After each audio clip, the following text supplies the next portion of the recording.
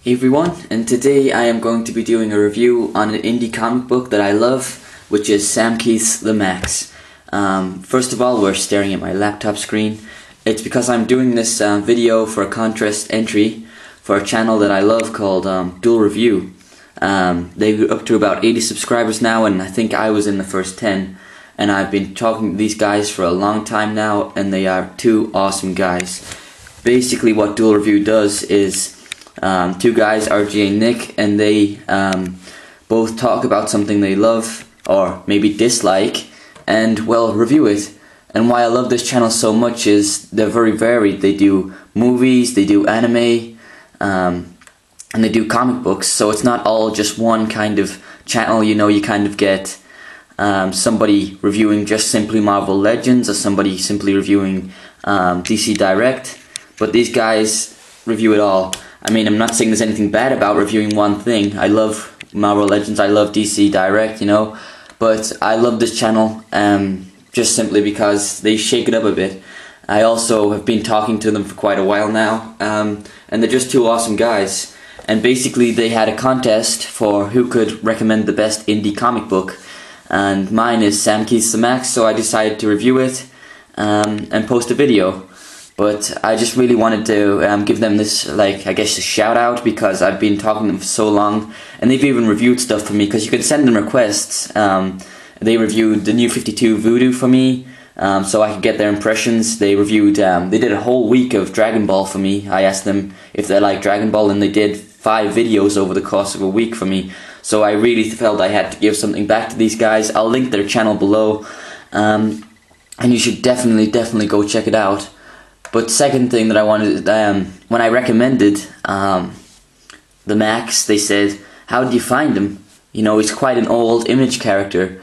And it was because of this. There's a line of toys called Indie Spotlight by Shocker Toys, where they basically make figures off of non-known indie you know, kind of the same ideas as Toy Biz's legendary comic book heroes line.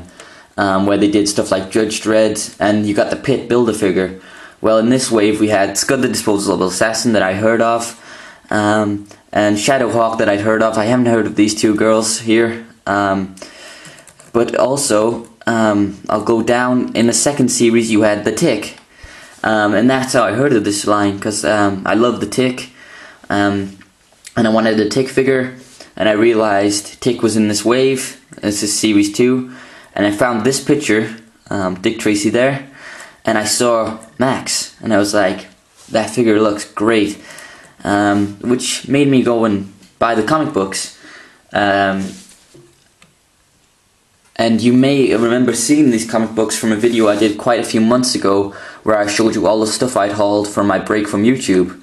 So cross that off there, my Dragon Ball Z wallpaper. And move my laptop out the way, and let's get reviewing. So here we have, pan back here a little bit, The Maxx 1 and 2, 3, 4,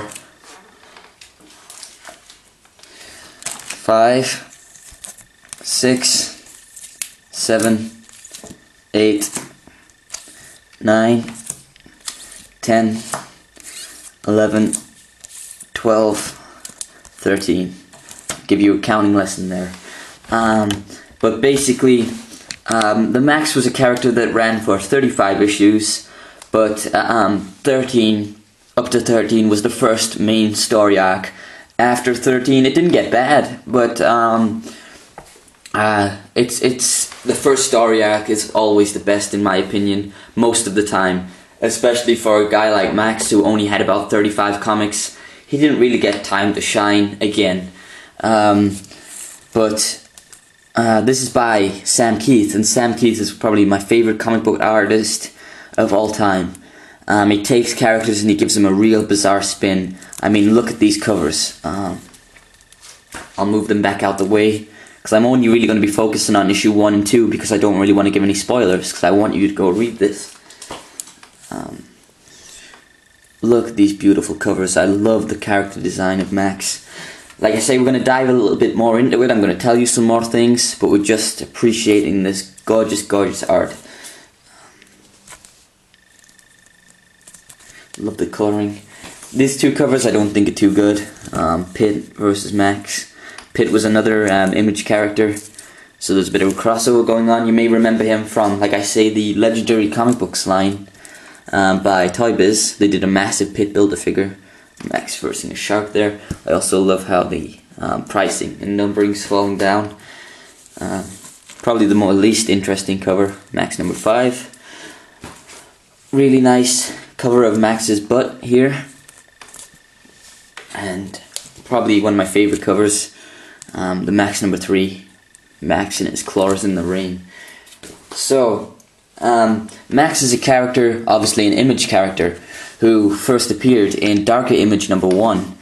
It's a comic I own, but it wasn't so successful. Basically, Darker Image number 1, it was had 3 stories in it. It had Sam Keith the Maxx, Jim Lee's Death Blow, and it had another character in who I can't remember who was created, called, what was he called?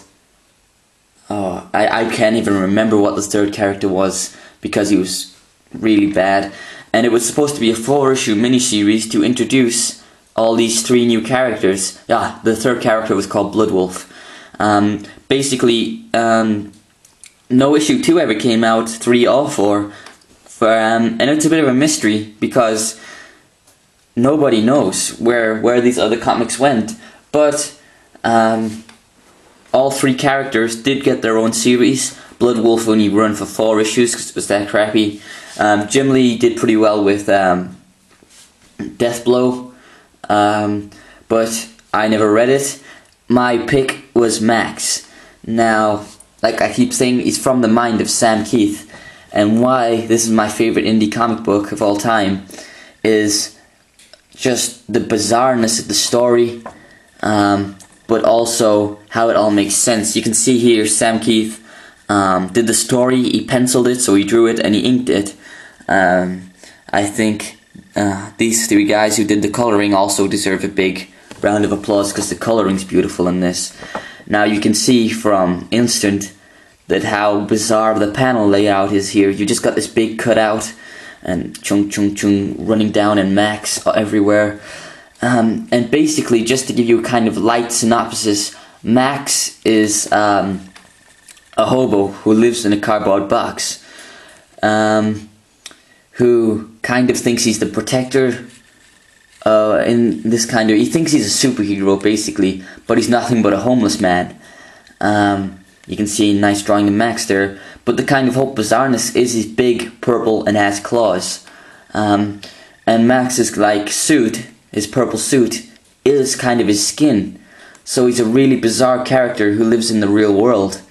But the catch is, he has a social worker named Julie, and she always bails him out of prison. You can see he's been arrested here for doing his normal antics, and look at how gorgeous this art is.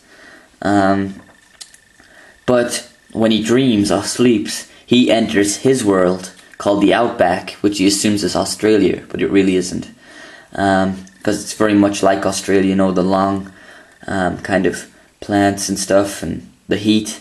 And when he's in the Outback, he grows this massive mane. And then he returns to the real world. Really, really good storytelling. What I love about Maxx is it's so bizarre, but it all makes sense. It's written so well that you believe this could happen. So like I say, Maxx is a homeless man. He has his social worker Julie, who always has to bail him out. But when he has to protect Julie because she's in danger by somebody who wants to kill her, named Mr. Gone. And you can see he has skin underneath, but his suit just heals right back up. Really, really bizarre, really weird. Now, if you're not looking into getting these comic books, and I'm not doing a particularly good job of selling it to you right about now, there was an animated series made of Maxx that aired on MTV back in the 90s. If you live in the US, you can go to MTV's website and they have them all uploaded. If you live in the UK like me, it's a little harder to find. If you do some digging, you can find it on some websites, but MTV have it region blocked to do just the US, which kind of sucks. But you can see date down here, 93. This comic book's older than me, and look at how gorgeous this art is. I say go watch the animated series first before you decide to buy the comic books. The animated series is great.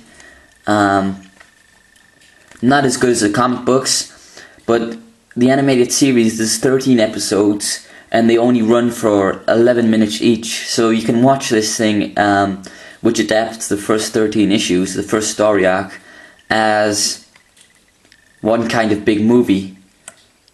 And if you like that's what I did. I watched the animated series first, and then I was hooked and wanted to know more. So that is the Maxx. Definitely, I do highly encourage you to check him out. You know, go watch the animated series. You can find these comic books really cheap because they're 90s comic books. So if you see issue 1 or 2 on eBay for, you know, a couple of pounds, a couple of dollars, do buy them, and I can imagine you will be hooked instantly. I haven't done nearly as good a job as I thought I might be able to describe Maxx, but he is so hard to describe. But it is fantastic storytelling at its best. It's weird, it's wonderful, it is fantastic. So this is my contest entry to Dual Review. Go check them out. And enter their contest, watch the videos, subscribe to their channel. They've done so much for me, and I hope you enjoyed this video. I wish it was better, but I'm going to sign off, and I will see you guys next time.